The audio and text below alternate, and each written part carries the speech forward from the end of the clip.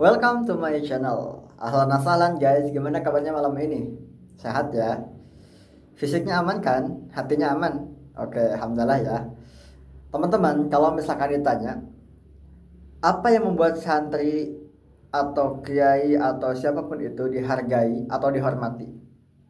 Sebagian orang mungkin menjawab karena ilmunya.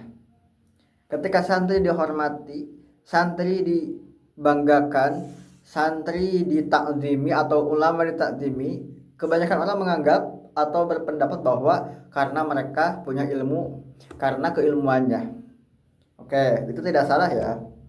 Mungkin sebagiannya lagi ada yang mengatakan bahwa selain ilmu yang membuat mereka ditakzimi, para ulama dihormati, ditakzimi, dimuliakan itu bukan karena ilmunya, tapi karena adabnya. Ada adab yang harus dijaga.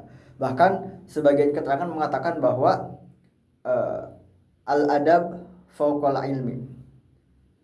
Nah, sebagian lagi mengatakan bahwa adab itu adalah pintu masuknya ilmu keberkahan atau pintu masuknya keberkahan ilmu. Contoh, ada santri, dia itu memang ketika ngajinya, belajarnya memang sangat pandai sekali ya, menghafalnya cepat dibanding yang lain. Tapi meskipun dia cerdas, kemudian suka menang ketika lomba-lomba, tapi satu yang dia belum punya itu adab. Nah, karena kurangnya adab itu, kurangnya takdim kepada guru yang mengajarkan ilmu tersebut kepada dia, akhirnya apa yang terjadi? Ya, dia seperti tidak apa ya. Mungkin bisa teman-teman juga tahu ya.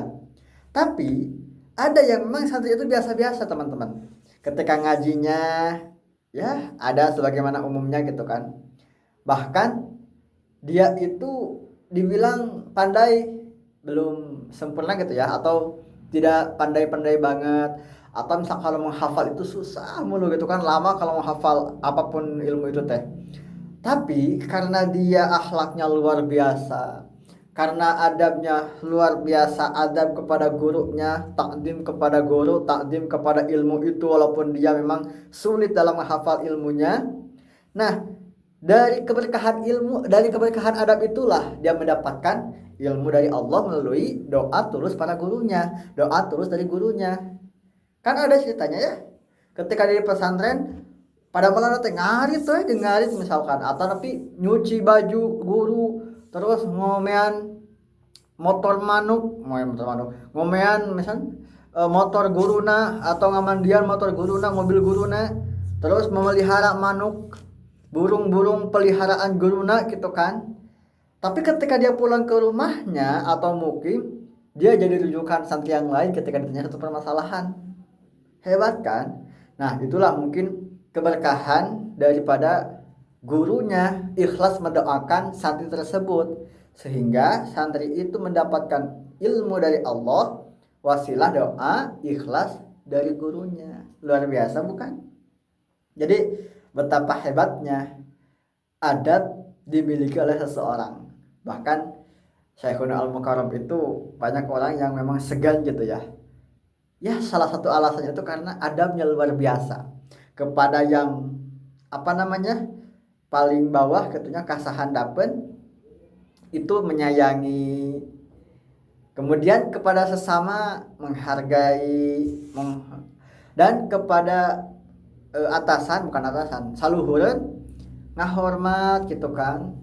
Seperti itu, sopan. Nah, disitulah luar biasanya adab.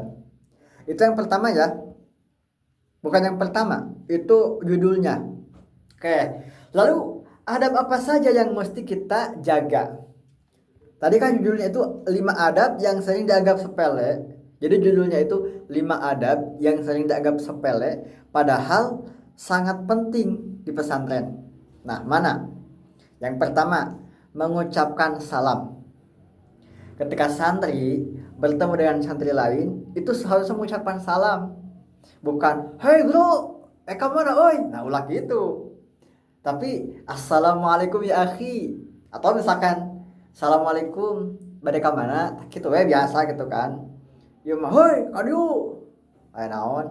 "Ka dieu heula, uang jajan." Nah, Tapi sebagian ada ya yang memang udah akrab banget gitu kan. Tapi sepantasnya di santri itu dibudayakan salam ketika bertemu, mau itu bertemu dengan teman sebaya atau guru yang mengajarkan ilmu atau apa yang lebih tua atau siapapun itu, utamakan ketika bertemu itu dianjurkan untuk membaca salam. Memang salam itu sunat ya, sunnah, tapi yang menjawabnya wajib. Contoh misalkan ada yang salam, teman misalkan datang, assalamualaikum kepada saya tanya, maka saya itu wajib hukum menjawab salamnya. Karena kan salam itu bukan hanya komunikasi, melainkan ada doa di dalamnya. Gitu.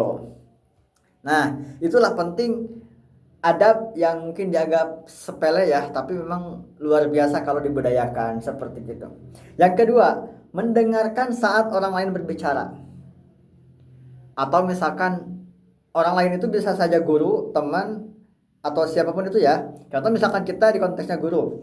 Nah, ketika ada guru menjelaskan, ketika ada guru menerangkan suatu ilmu kitab apapun itu, fikih, nahwu, tauhid, bayani, balaghah, bayan, kemudian apalagi ya, tajwid, qiraatus sab'ah, pokoknya beberapa ilmu itulah ya.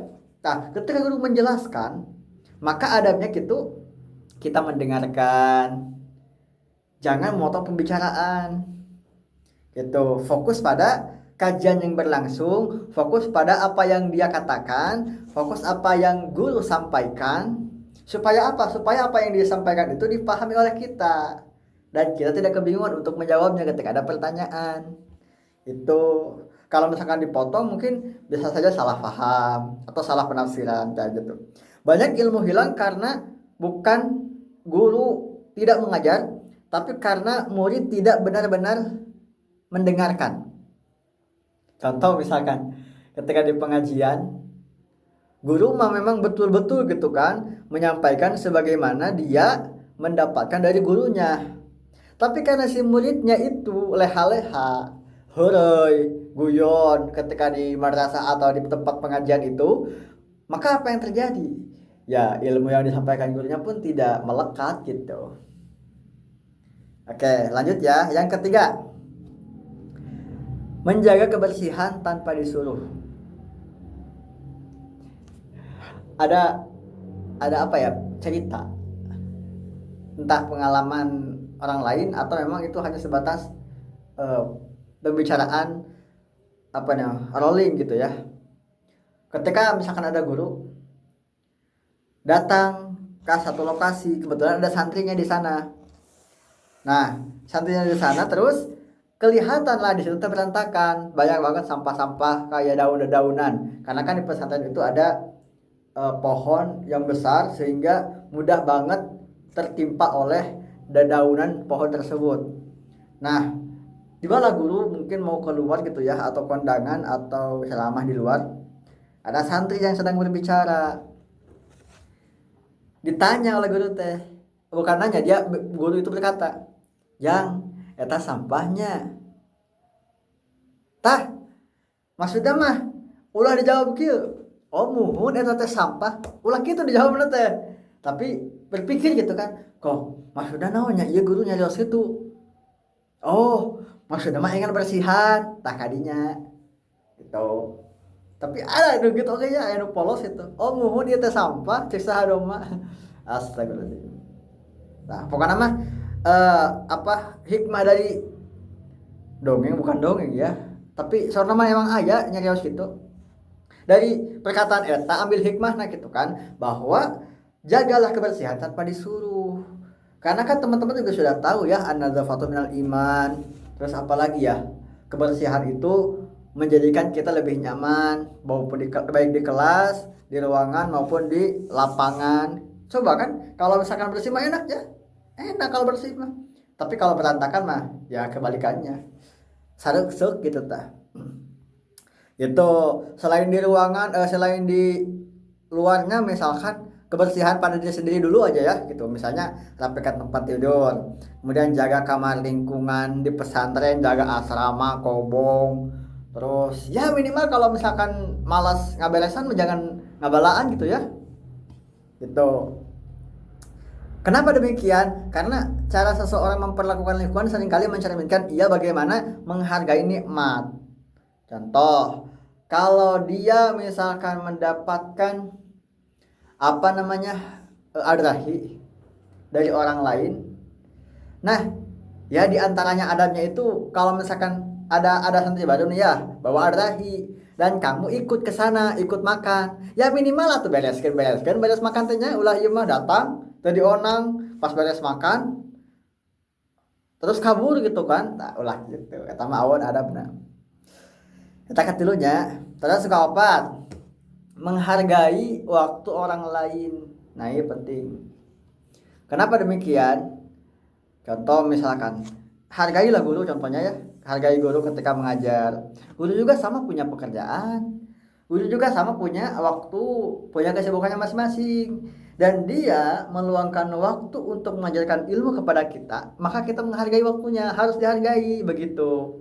Jadi jangan contohnya misalkan jangan ditelat-telatin kalau ke madrasah. Kan ada ya santri atau siapapun itu pelajar bahkan di sekolah ataupun di mana dari kuliah itu kan ketika gurunya sudah standby udah ada di ruangan kajian atau belajar tapi si muridnya malah nyantai-nyantai gitu kan, ada yang makan dulu lah, ada yang ngobrol dulu lah dan lain sebagainya. Nah itu tidak mencerminkan menghargai waktu atau menghargai waktu orang lain. Nah itu tidak boleh.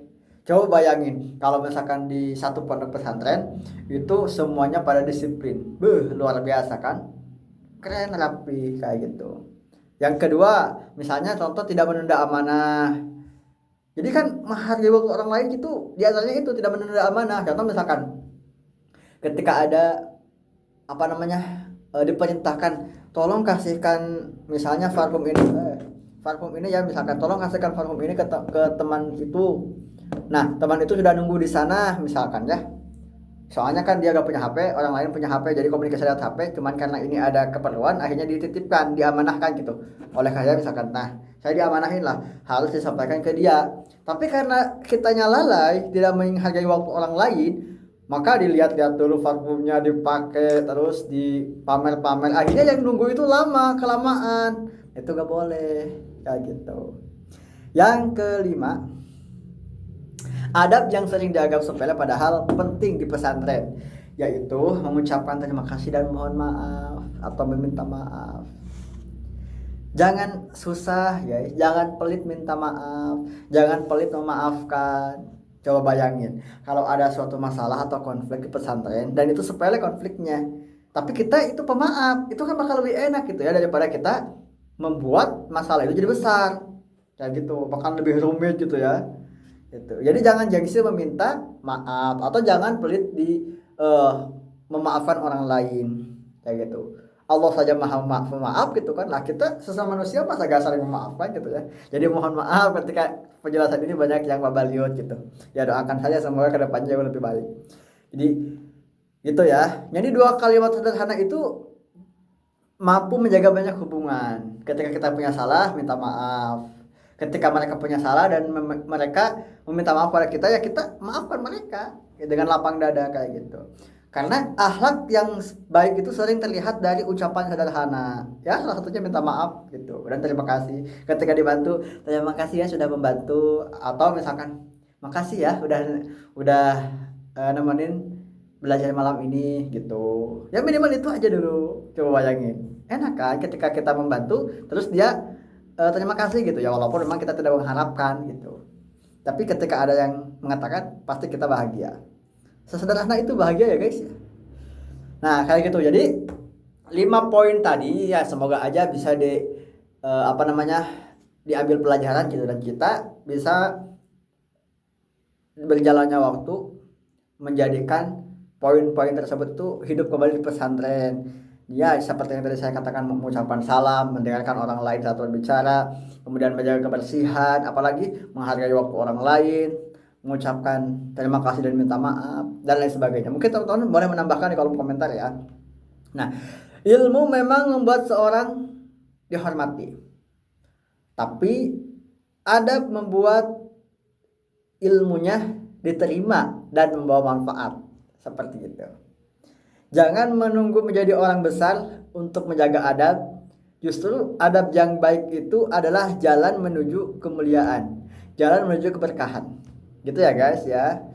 Semoga kita termasuk orang-orang yang punya adab. Adab kepada bawahan, kepada sesama, kepada atasan. Seperti itu. Oke guys, thank you ya sudah nonton malam ini. Semoga mendapatkan keberkahan dari Allah Subhanahu wa taala gitu ya. Terima kasih, mohon maaf banyak kekurangan. Terima kasih juga support video ini atau support channel ini. Semoga kedepannya jauh lebih baik. Thank you guys. Assalamualaikum.